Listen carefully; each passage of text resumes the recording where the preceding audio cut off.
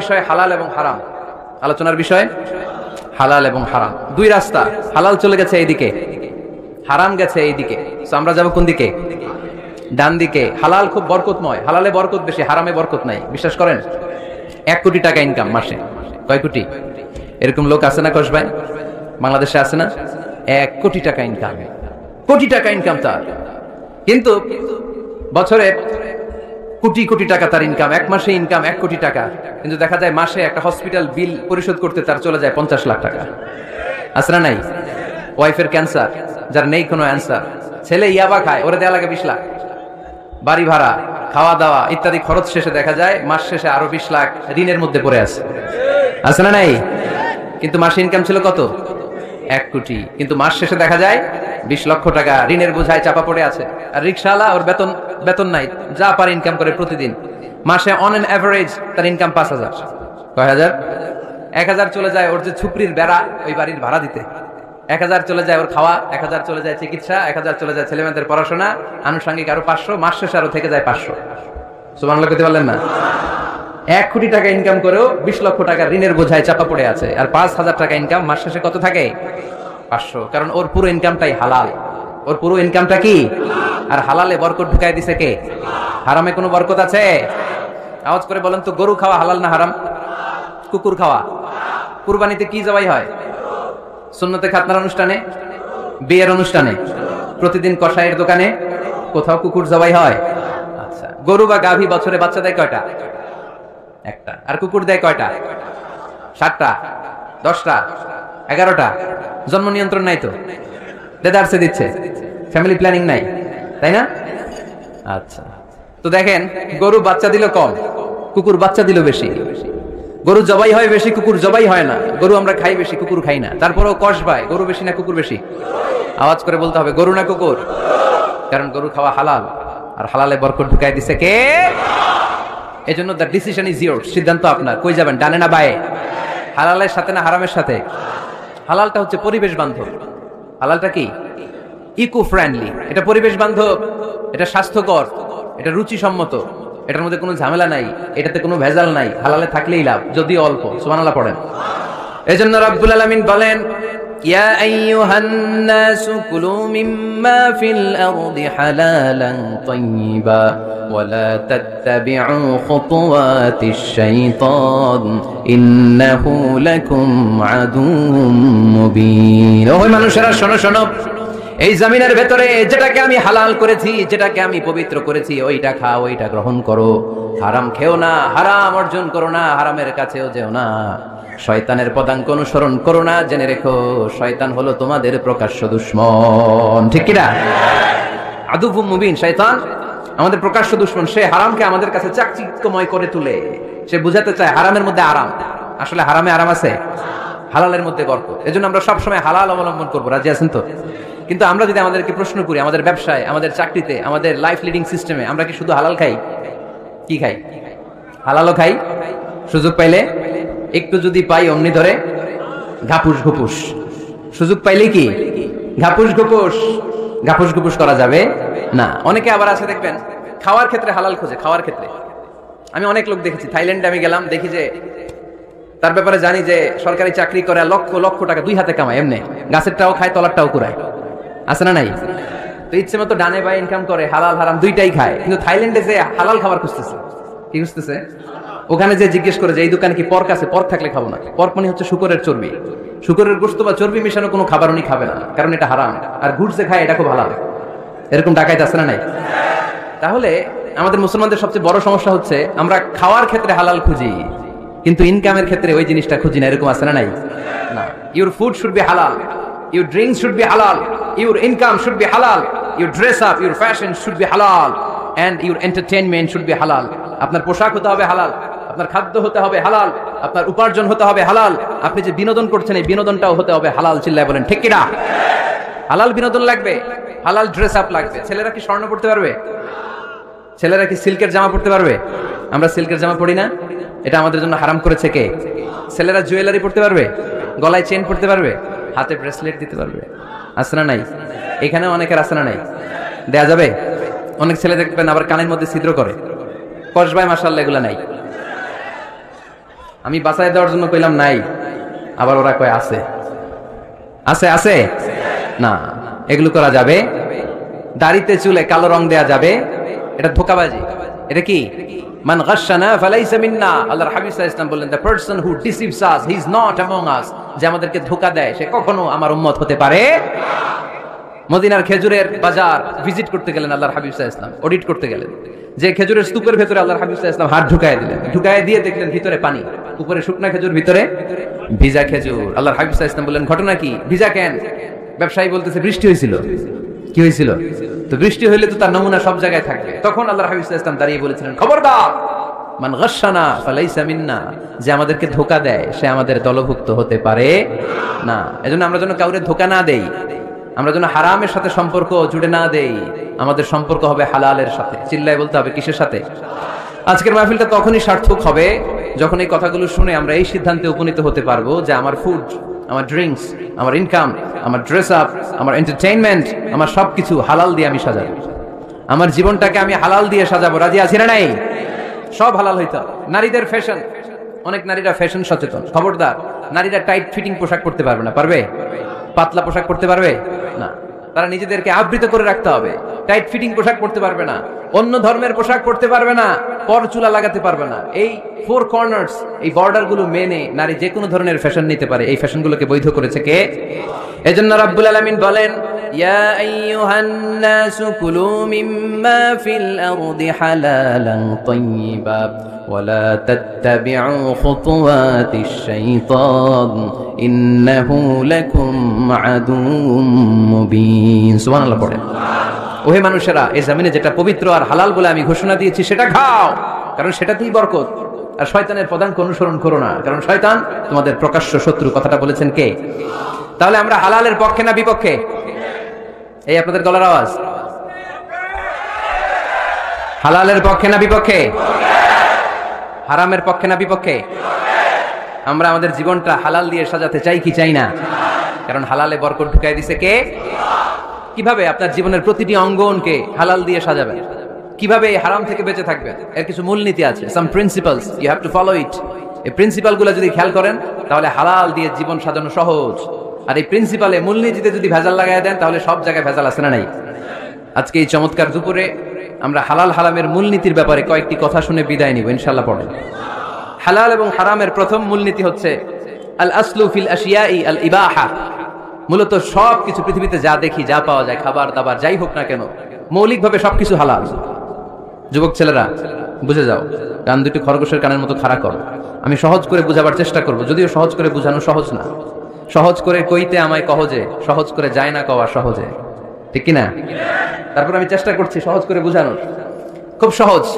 আর দিন ও ইউসরুন লা উসরা ফি। দিন সহজ, এর মধ্যে কাঠিন্যতা নাই। মন জয় করার চারটা বাক্য আল্লাহর হাবিব সাল্লাল্লাহু আলাইহি ওয়াসাল্লাম আমাদেরকে শিখিয়ে গিয়েছেন। বাশিরু ওয়ালা তুনাফিরু, ইয়াসিরু ওয়ালা তুআসিরু। সহজ করে উপস্থাপন করো, কঠিন করো না। মানুষকে দিনের প্রতি আকৃষ্ট করো, দিন থেকে ভাগিয়ে দিও না। আমরা অনেকে দিন থেকে ভাগাই দেই, আছে না নাই? এক ছেলে হিন্দু হইছে, হিন্দু থেকে মুসলমান হইছে। আগে ছিল হিন্দু, এখন দেখে এই ছেলেরা কি সুন্নি মুসলমান বানাবে, না ওয়াহাবি বানাবে, না আহলে হাদিস বানাবে, না হানাফি বানাবে, এই নিয়ে কিলাকিলি আছে না নাই? আহা, কি বিপদ! সে আগে হিন্দু আসছিলাম, এটাই তো ভালো আছিল। মুসলমান হওয়ার পরে আরে ভয় দেখানো শুরু করছে, এই খবরদার, নামাজ রোজা জাকাত হজ সব লাগবে, হারাম খাওয়া যাবে না, এটা নাই ইসলাম, এটা নাই, ওইটা নাই, ওইটা নাই, হিন্দুকে তাহলে আমিও নাই। এরকম হয় না? খবরদার। আল্লাহ ছাড় দিতে চায়, মৌলবীরা ছাড় দেয় না, আছে না নাই? তো আমরা যেন কঠিন না করি। হালাল হারামের প্রথম মূলনীতি হচ্ছে basically everything in this world is হালাল। এই পৃথিবীতে যা আছে সবই হালাল। সব কি? সব হালাল, সব হালাল, সবই হালাল, অল্প কিছু হারাম। সুবহানাল্লাহ পড়েন। যদি এমন হইতো এই পৃথিবীতে যা আছে সবই হারাম, অল্প কিছু হালাল, খুব ভালো হইতো, তাই না? সুবিধা হইতো আমাদের। আমাদের সুবিধা করে দিলেন কে? সুবহানাল্লাহ পড়বেন না?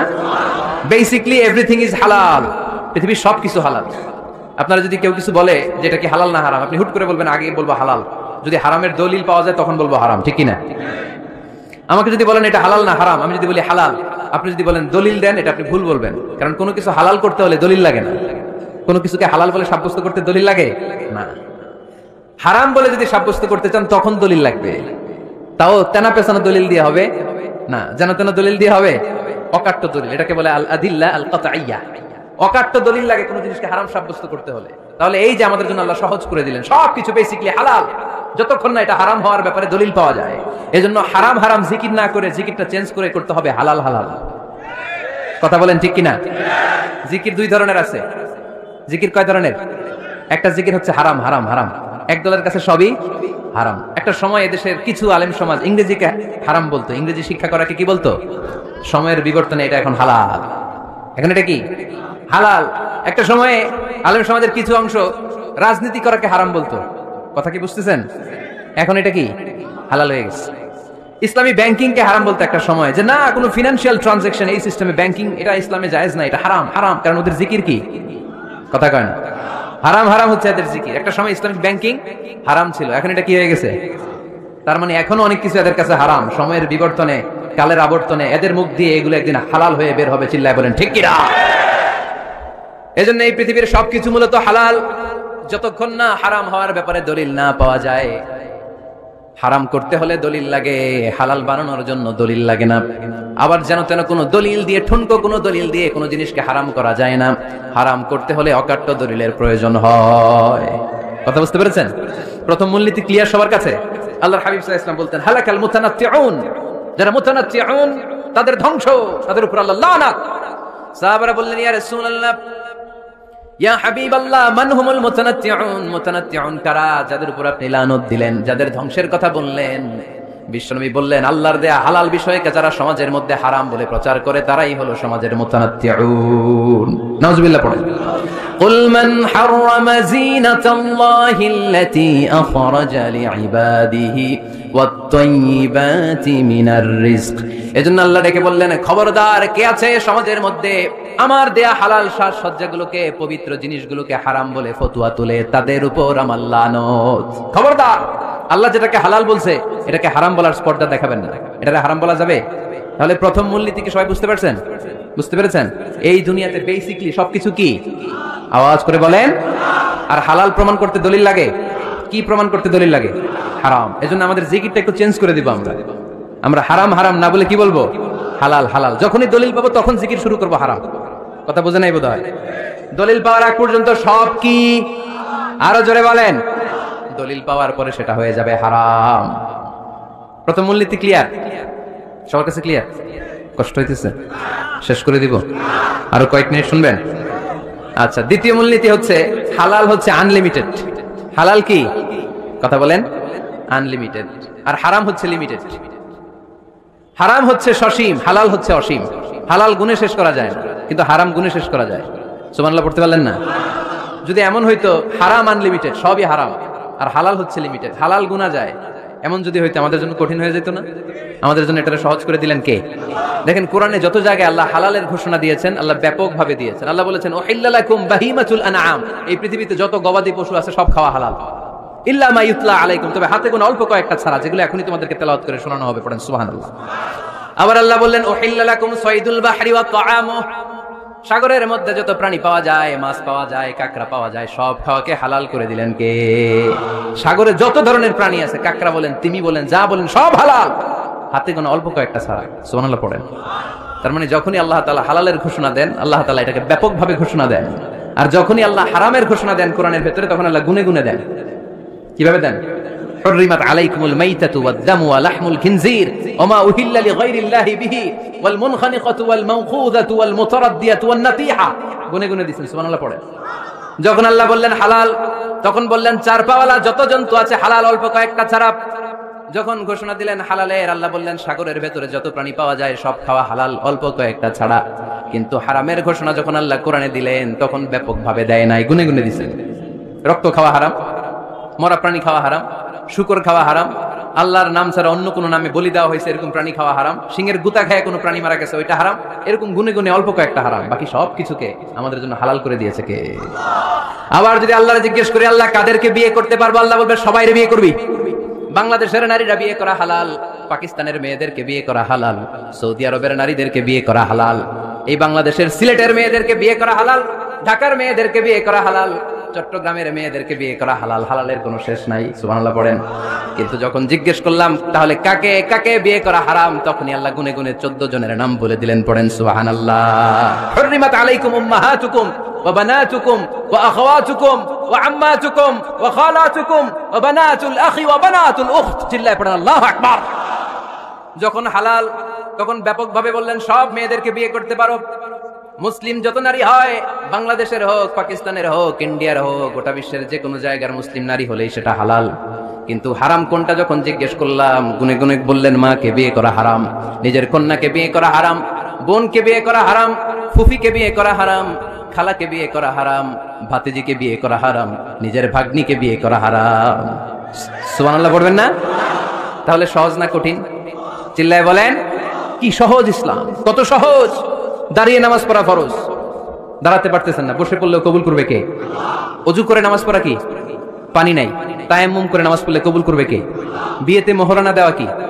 মোহরানা নাই।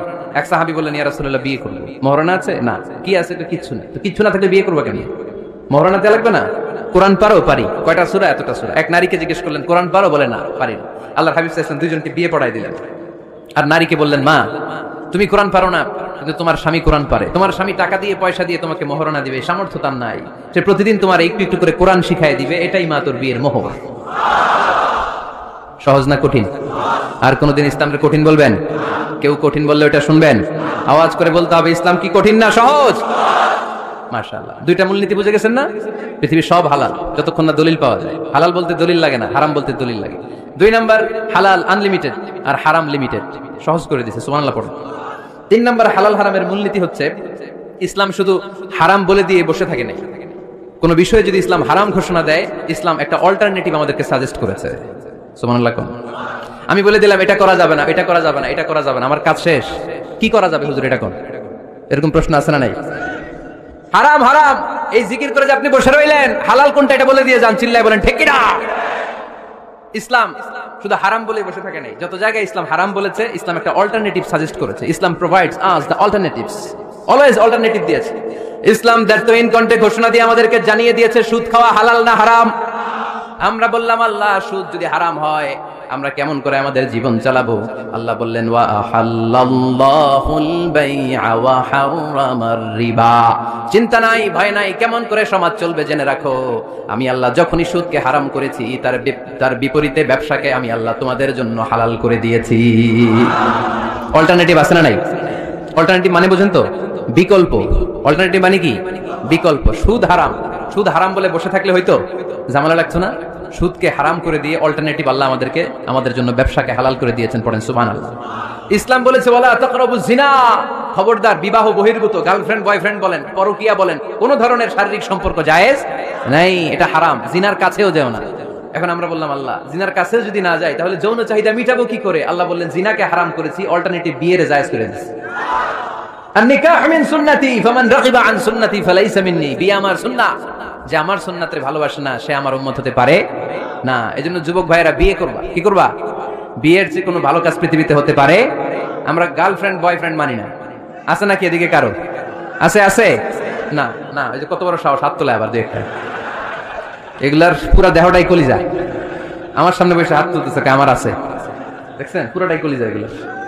না, এই জিএফ বিএফ এগুলোর সাথে আমরা নাই। আমরা বিয়ে করব, বিয়ে করলে বরকত দেয় কে? ছেলের বাপ মেয়ের বাপ সহজ করে দেন, সহজ করে দিবেন। কালিয়ারা না, কালিয়ারা, কালিয়ারার ছেলের বাপ মেয়ের বাপ যারা আছেন সহজ করে দেন। ছেলে যদি মেয়েকে পছন্দ করে, মেয়ে যদি ছেলেকে পছন্দ করে, ছেলে যদি নামাজি হয়, কর্মঠ হয়, মেয়ে যদি ভদ্র হয়, বাদ সাধবেন না, বিয়ে দিয়ে দেন। কারণ বিয়ের চেয়ে ভালো কাজ আর হতে পারে না। যে পোলাপানের গলার আওয়াজ বেড়ে গেছে এখন, মহা খুশি। এখন আজহারি হুজুর জিন্দাবাদ। এখন আর আমার বিরোধী কেউ নাই এই জায়গায়, সবাই হাত করে ফেলছি আমি, আগেও নাই, মাশাআল্লাহ। তো এই জন্য বিয়েটাকে সহজ করেন। খেয়াল করবেন, যেই সমাজে বিয়ে করা কঠিন ওই সমাজে জিনা করা সহজ, যেই সমাজে জিনা করা কঠিন ওই সমাজে বিয়ে করা সহজ, ঠিক কিনা? পুরো উল্টো। বাংলাদেশে কোনটা করা কঠিন? হ্যাঁ, বিয়ে করা কঠিন। বিয়েতে ফ্ল্যাট লাগবে, ছেলের গাড়ি লাগবে, নিজের পায়ে দাঁড়ানো লাগবে, 10 লাখ টাকা মোহরানা লাগবে। জিনার জন্য কি লাগবে? কিচ্ছু লাগবে না, টোনাটুনি রাজি, তুমি আমি রাজি, অবৈধ সম্পর্ক হতে আর কিছু লাগে না, চিল্লায় বলেন ঠিক কিনা? কিন্তু বিয়েতে অনেক কিছু লাগবে, এইটা ওইটা। ছেলেরা কই তুই নিজের পায়ে দাঁড়া, তুমিও নিজের পায়ে দাঁড়ায় দেখাবে, এই যে নিজের পায়ে দাঁড়াইছে। তো এতদিন সে কার পায়ে দাঁড়াইছে? নিজের পায়েই তো দাঁড়াইছে। সহজ করবেন, বিয়েরে কঠিন করেন না। এই যে আমার নানা ভাই আছে, নানা ভাইয়ের এখানে যাবেন, নানা ভাইয়ের মসজিদ দেখলাম, কাবা ঘরের যে ডিজাইন, আর্কিটেকচারাল ডিজাইন, ওই সিস্টেমে মসজিদ। আজকে জোহরের সালাত করলাম, ওই মসজিদে নানা ভাই বিয়ে পড়াই দিবে। সবাই চলে যাবে নানা ভাইয়ের কাছে। রাজি আছো সবাই? ওই যে খুশি, সব খুশি। দেখছেন বিয়েটা যে ভালো জিনিস তার প্রমাণ। বিয়ের কথা কইলি পোলাবান খালি হাসে। এটা জান্নাতি সম্পর্ক তো এই কারণেই। সাইয়েদনা আদম আলাইহিস সালাম আর হাওয়া আলাইহাস সালাম দুইজনকে বিয়ে পড়াই দিছিল কে? এই দুইজন এমন দুইজন মানব আর মানবী, ওনাদের কোনো শৈশব ছিল না, ওনাদের কোনো কৈশোর ছিল না, যৌবন দিয়েই শুরু। এজন্য আগে আল্লাহ বিয়ে পড়াই দিছে। কথা কয় না? ওই মেয়ে আপনার শৈশব আছে না নাই? কৈশোর। আদম আলাইহিস সালামের শৈশব, কৈশোর। হাওয়া আলাইহাস সালামের শৈশব, কৈশোর। জীবন শুরু করছে কি দিয়া? যৌবন দিয়ে। বিয়ের দরকার আছে না নাই? এজন্য আল্লাহ জান্নাতে বিয়ে পড়ায় দিলেন। বিয়ের সম্পর্কটা জান্নাতি সম্পর্ক, বিয়ের ভালোবাসাটা জান্নাতি ভালোবাসা। এর চাইতে পবিত্র ভালোবাসা দুনিয়ায় হতে পারে? তাহলে ইসলাম কোন জিনিসকে হারাম ঘোষণা দিয়ে মুখে কুলু পেটে বসে থাকে নাই, অল্টারনেটিভ সাজেস্ট করেছে। সুদ খাওয়া হারাম, অল্টারনেটিভ ইসলাম আমাদেরকে বলে দিল ব্যবসা হালাল। জিনা করা হারাম, পরকিয়া হারাম, গার্লফ্রেন্ড বয়ফ্রেন্ডের এই কালচার হারাম, তার বিপরীতে বিয়ে করা হালাল। সুবহানাল্লাহ পড়েন। এরপর ইসলাম বলে মদ খাওয়া হারাম। ইন্নামাল খামরু ওয়াল মাইসির ওয়াল আনসাব ওয়াল আজলামু রিজসুম মিন আমালিশ শাইতানি ফাজতানিবু। খবরদার, মদ, জুয়া, লটারি এগুলো হারাম করে দিয়েছে কে? আল্লাহ বললেন মদ খেও না, মদ তোমাদের জন্য হারাম ঘোষণা করা হলো। আমরা বললাম আল্লাহ, শীত প্রধান দেশে মদ খেলে শরীরটা গরম থাকে, মদ না খেলে তো বেঁচে থাকার উপায় না। স্ক্যান্ডিনেভিয়ান কান্ট্রিগুলোতে, সাইবেরিয়াতে মদ না খেলে ওদের বাঁচার উপায় নাই। এখন অল্টারনেটিভের দরকার আছে না নাই? আল্লাহ বললেন মদকে হারাম করেছে, কিন্তু মধু খাওয়াকে হালাল করে দিয়েছে। মধু খান আপনারা? আজকে খাইছেন কে কে দেখি? আজকে অনেকে খাইছেন? মাশাআল্লাহ, হাত নামান। মধু 5-6 চামচ খেয়ে দেখেন একসাথে। মদের বাবা এটা, চিল্লায় বলেন ঠিক কিনা? শরীর গরম হবে, অনেক অনেক শক্তি হবে। মধুর মধ্যে আছে ফ্রুকটোজ। কি আছে? ফলের মধ্যে আছে সুক্রোজ, আর চিনিতে আছে গ্লুকোজ। ফ্রুকটোজ আর সুক্রোজ এটা স্বাস্থ্যসম্মত, এটা ভেরি হেলদি ডায়েট। এটা খাবেন, তাহলে সুস্থ রাখবে কে? তাহলে সুক্রোজ খাবো, ফ্রুকটোজ খাবো, আর গ্লুকোজ কমাই দিব। রাজি আছেন তো? এরপর ইসলাম আমাদেরকে বলল ঢোল বাদ্য বাজানো এটা হারাম, অশ্লীল গান বাজনা হারাম, নাচানাচি হারাম। আমরা বললাম আল্লাহ, বিনোদনের একটা মাধ্যম তো আমাদের লাগবে। ইসলাম বলল ইসলামী নাশিদ যদি তুমি গাও সেটা হালাল। ঢোল হারাম, কিন্তু তার বিপরীতে দফকে হালাল করেছে কে? ঢোলের দুই দিকে আটকানো, এটা বাজালে নেফাকি তৈরি হয়, ধামধাম আওয়াজ তৈরি হয়, এমন বিট তৈরি হয়, ডান্স দিতে মনে চায়। আছে না নাই? প্রায় মাঝে মাঝে দেখি ওই গায়ে হলুদের অনুষ্ঠানে ইত্যাদি ইত্যাদি অমুক অনুষ্ঠানে বাসার ছাদের উপরে এমন বিটে হেভি মিউজিক্যাল ইনস্ট্রুমেন্ট দিয়ে এমন গান ছাড়ে, পুরো এলাকাটা কাঁপে ওনাদের সাথে। দুম্মা চলে, দুম্মা চলে, খালি কি চলে? দুম্মা চলে। খেয়াল করছেন? আপনার কাছে যদি বাজায় এই টেবিলটা কাঁপবে, সাথে সাথে আপনার শরীরও কাঁপবে, আপনাকে ক্রেজি বানাবে। ইসলাম বলেছে না, যেটা তোমাকে ক্রেজি বানায়, যেটা তোমাকে অস্থির বানায়, যেটা তোমাকে অশ্লীল বানায়, ওটাকে হারাম করেছে কে? কিন্তু তার বিপরীতে সুস্থ বিনোদন আমাদের জন্য হালাল করে দিয়েছে কে? ঢোল বাজানো হারাম, কিন্তু ঢোলের বিপরীতে ইসলাম আমাদের জন্য দফ বাজানো জায়েজ করে দিলেন। আল্লাহর হাবিব সাল্লাল্লাহু আলাইহি ওয়াসাল্লাম যখন মক্কা থেকে হিজরত করে মদিনাতে গেলেন, মদিনার সানিয়াতুল ওয়াদা নামক জায়গায় মদিনার আবাল বৃদ্ধ বনিতা, সাহাবারা, নারীরা, পুরুষেরা, ছোট্ট সোনামণিরা দফ হাতে নিয়ে বিশ্বনবীকে ওয়েলকাম জানাতে শুরু করলো। তালাআল বাদরু আলাইনা من ثنيات الوداع وجب الشكر علينا ما دعا لله داع أيها المبعوث فينا جئت من أمر المطاع جئت شرفت المدينة مرحبا يا خير داع সবাই পড়েন طلع البدر علينا من ثنيات الوداع وجب الشكر علينا ما دعا لله داع সুবহানাল্লাহ পড়েন। এই যে আমরা নাশিদটা গাইলাম, এটা হালাল না হারাম? সাথে যদি দফও থাকতো, আমরা যদি দফও বাজাইতাম, এটা হালাল না হারাম? এটা হালাল। দেখেন কি সুন্দর চেক এন্ড ব্যালেন্স, ইসলাম চেক এন্ড ব্যালেন্স করেছে। কতটা ভারসাম্যপূর্ণ জীবন ব্যবস্থা আমরা পেয়েছি, কত চমৎকার আমাদের শরিয়া। এটারে আমরা কঠিন বানাই। ঢোল বাজানো হারাম, কিন্তু তার বিপরীতে দফ বাজানোকে হালাল করে দিয়েছে কে? আবার আল্লাহর হাবিব সাল্লাল্লাহু আলাইহি ওয়াসাল্লাম বলতেন আ'লিনু আন নিকাহ বিদ-দুফুফ, এলাকায় যখন তোমাদের কারো বিয়ে হয় দফ দিয়ে ব্যান্ড পার্টি করে জানিয়ে দাও। ঢোলের ব্যান্ড পার্টি না, গিটারের না, হারমোনিয়ামের না, বংশী বাজায় কে রে সখী, বংশী বাজায় কে? ওই বংশী দিয়া না, ওই বংশী হারাম, বাঁশি বাজানো হারাম, কিন্তু দফ বাজানোকে হালাল করে দিয়েছে কে? বিয়ের ঘোষণায় দফ বাজিয়ে ব্যান্ড পার্টি করতে বলেছে বিষ্ণু ঈসা ইসলাম।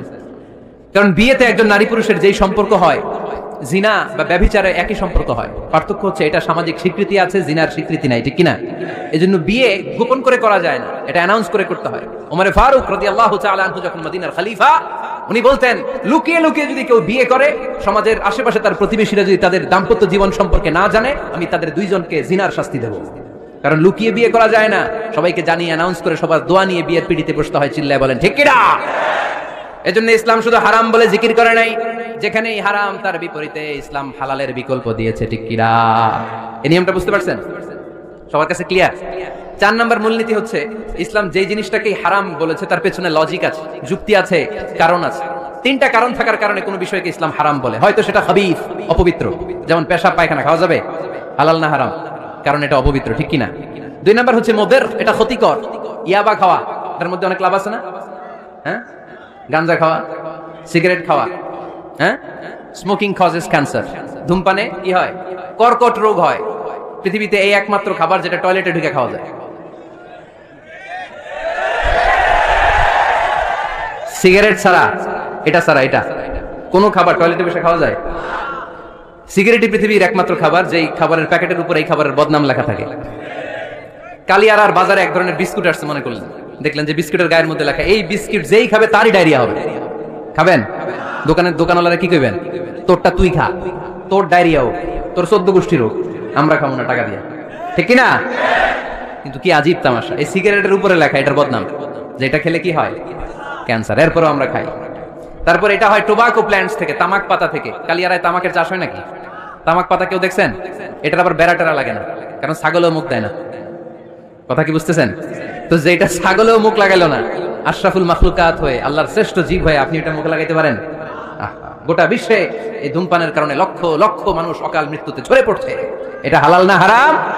কারণ এটা মুদির, এটা ক্ষতিকর। ইসলাম আমাদেরকে মূলনীতি শিখিয়েছে, লা দারারা ওয়ালা দিরার। নিজেরও ক্ষতি করতে পারবা না, অন্যেরও ক্ষতি করতে পারবা না, আইনটা কার?